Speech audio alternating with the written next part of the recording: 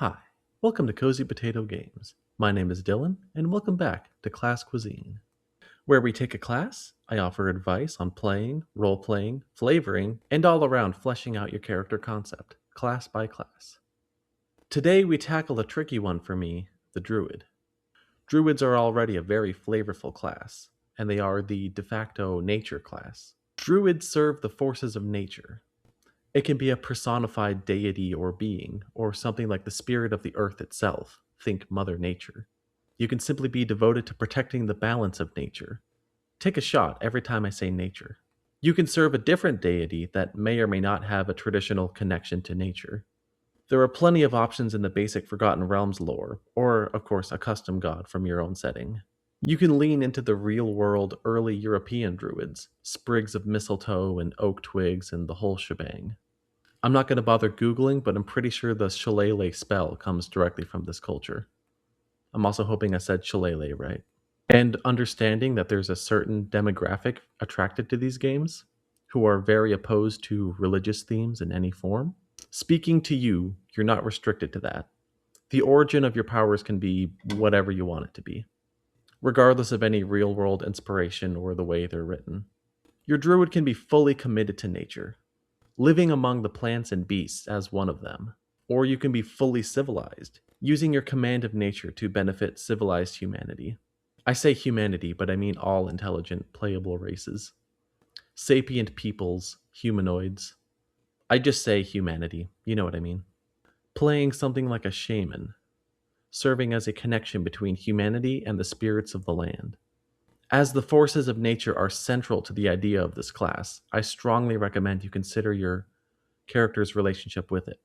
Druids have two primary features, at least for 5e: spellcasting and wild shape. Druid spells are support, utility, and specifically summon heavy. Druids can summon swarms of animals, much to the dismay of the DM and any players who wanted a turn in this combat. For summon spells, your flavor options are pretty straightforward.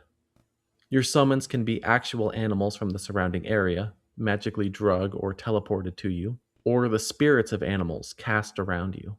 Your summons can just be an amorphous extension of power that blocks enemies or boosts damage.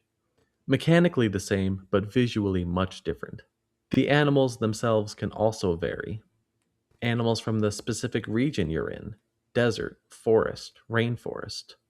While Circle of the Land is just one subclass, I recommend you choose one of those terrain types, or an element for your druid. Regardless of your class, subclass, or even game system, you're somewhat limited in damage spells. For damage dealing druids, Wildfire comes to mind, and my best advice for flavoring fire is to just make it different colors. Healing is more interesting. Are you channeling the forces of nature that cause change and growth, restoring what was lost as the natural flow of things? Are you using a crystal blessed by the moon goddess? Are you more primal, cauterizing a wound with fire or ice? Are you gathering herbs and mushrooms, flavoring a spell as non magical medicine? Other support spells could include things like swarms of insects that boost the attacks of allies or hinder enemy attacks. The entanglement spells use literal vines, but you can flavor that as stone or ice wrapping around an enemy. Think about the surrounding environment, or just use your druid's thematic terrain. Now for the real star of the show, your second primary feature, wild shape. Think of a striking feature your humanoid form has: a distinct colored hair, horns, an odor or behavior. In wild shape, you retain your memories and consciousness, and your animal form may take on some of these other physical traits from you as well. Or perhaps you take on some of the characteristics of the animal. Being in the form of a predator may make you more aggressive. Prey forms like a deer might make you more skittish. And that's assuming you fully turn into an animal. As a humanoid, you may take on a select few physical attributes of the animal: a lion's strength, claws, and senses, a fish's fins and gills, a turtle shell, or an eagle's wings. You become an animal hybrid. As always, mechanically identical, but visually and thematically different. Maybe it's not an animal at all. You just take an animal stat block and flavor it as plant or stone armor you cover yourself in. Just like the terrain type, maybe pick a ranger's favorite foe creature type. Your wild shape could take on the appearance of monsters of this type.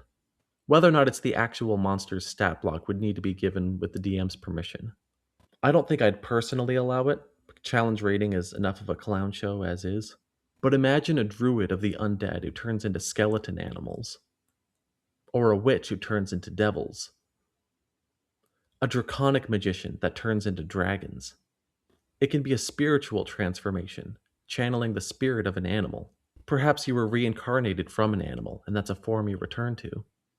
Maybe you were a magical beast or an archdruid in a past life. Again, for your terrain, choose an indigenous species from that climate, or the closest equivalent animal.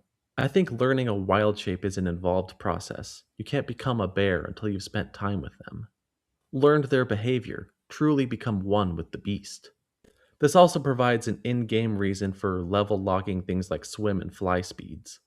Spending time with birds and learning to fly from them sounds like a long, hard, but interesting journey. That should be enough for now. Let's roll up and build a druid character.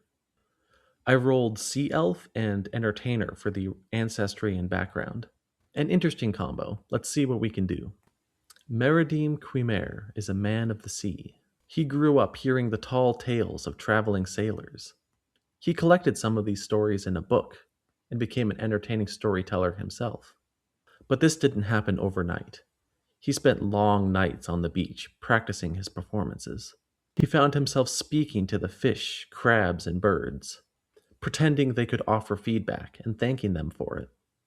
Over time, however, he found he really could understand them.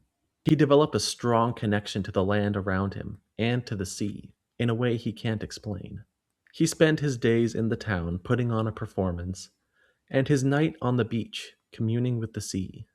He could have spent his entire lengthy elven lifespan in this place, perfectly at peace, perfectly content. But the sea began to change. She sounded angry, fearful, hurt. The tides and times were changing. Something supernatural was threatening this plane. Before, he couldn't hear specific words from the oceans, just feelings and emotions. Now, for the first time, he heard a word: north. Meridim had never left home. He was unsure where to go. Armed only with a tome of stories, a powerful connection to nature, with a single cardinal direction and an unmistakable sense of urgency as his guide, he set off to find answers. On his journey, he'll meet other adventurers, also seeking answers to this same calamity. Only time will tell the end of his story. In combat, Meridim is defensive. He uses water magic and sea animal forms for maneuvering or exploration outside of combat. He wants to help, to heal whatever blight is on the world and live to tell about it. Despite his bombastic performances, it is still an act. He doesn't connect with people as quickly as he would like. Through the campaign, I hope for him to find his confidence, to speak with his true voice. His stories are mostly stolen, and mostly lies, after all. He's committed to working with the party, however. He'll do whatever it takes to heal this supernatural blight. Thanks for watching. Feel free to share your tips and experiences with the Druid class down below.